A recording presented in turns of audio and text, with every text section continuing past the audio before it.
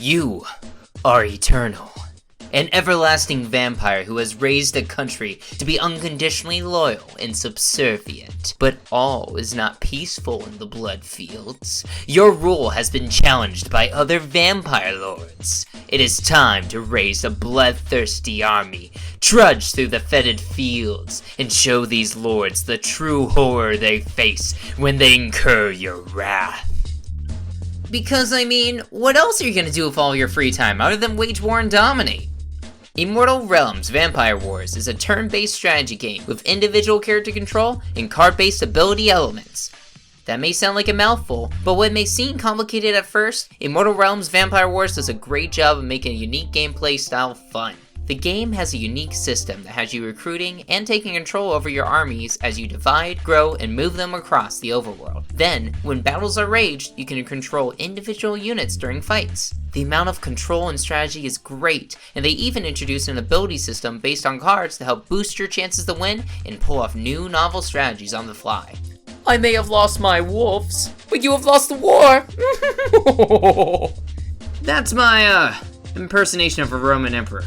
Immortal Realms Vampire Wars has solid gameplay that balances on each level you're playing. The better you do at recruiting and upgrading your army will make battles easier or harder based on your unit experience and how much you've grown your providences. The card actions confused me at first, and I thought it was going to be like a trading card game. But essentially, they're just used for ability representation, and only the overworld control gets randomized ones, which actually adds a level of excitement as you trade and use cards to get better ones. You just activated my suck card! Why do I keep making sucking jokes? In addition, the card art is gosh darn beautiful. Just look at this awesome vampire's hair below. I could stare at that loop for hours. Plus, that's gotta hurt her hand.